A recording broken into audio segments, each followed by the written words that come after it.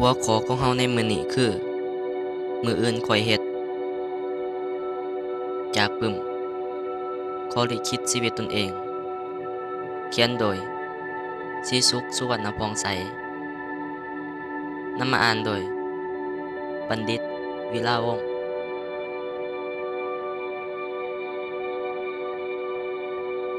ท่านสามารถเว้าได้ว่า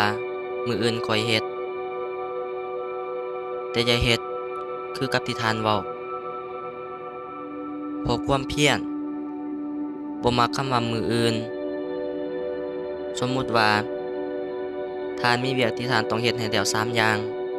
2อย่างเป็นสิ่งที่ท่านมักได้ลงมือเฮ็ดได้ในทันทีแต่อีกอย่างหนึ่งเป็นสิ่งที่ท่านบ่มักเอาแท้ๆบ่ว่าจะมีเหตุผลหยังก็ตามเฮาก็รอท่าวันนั้นวันนี้จนในที่สุดเวลายับจ่อเข้ามาสิ่งที่บ่ฟ้าวก็เป็นสิ่งที่ฟ้าวและตอนนั้นจะเฮ็ดให้ท่านหมดความเพียรเพราะท่านจะต้องเฮ็ดเวียกนั้นให้แล้วทันเวลา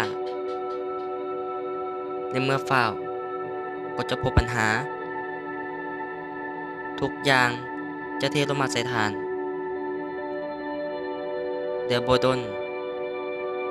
ท่านจะหมดความเพียรเป็นในที่สุด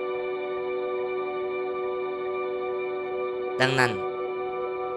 ประเด็นมันอยู่ที่การประมาทบ่รู้จักฝืนใจตนเองวิธีคือท่านต้องฝึกเฮ็ดในสิ่งที่ท่านคิดว่ามันง่ายๆหรือฝึกเฮ็ดในสิ่งที่ท่านบ่มักฝืนใจตนเองเฮ็ดให้ได้การฝืนใจตนเองอาจจะฟังขัดๆหรือหลายคนอาจจะตั้งคำถามว่าการที่เฮาต้องฝืนใจตนเองนั้นหมายความว่าเฮาบ่ได้รักในสิ่งที่เฮ็ดแล้วเฮาจะฝืนใจตนเองเฮ็ดหยังหัวข้อสันทะที่ผ่านมายังบอกว่าให้เฮ็ดในสิ่งที่รักและพึงพอใจเป็นหยังบ่เฮ็ดในสิ่งที่ตัวเองรัก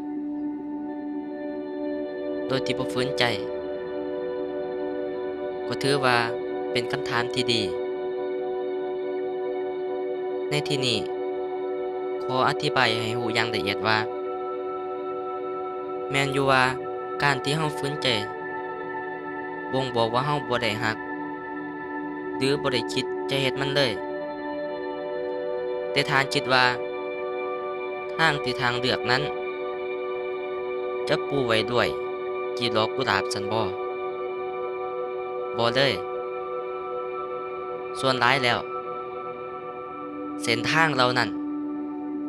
มักจะปูด้วยน้ำดอกเศรษฐีและเศษแก้วหลายกว่าในบางกรณีเฮาบ่สามารถให้ทุกอย่างบัดลันตามใจที่เฮาต้องการ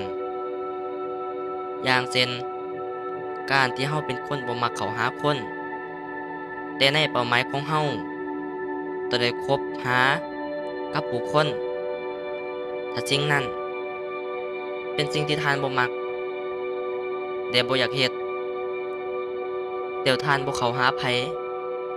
บ่ยอมฝึกฝนใจตนเองหาประกันว่าเป้าหมายของท่านล่มตั้งแต่ท่านคิดไว้แล้ว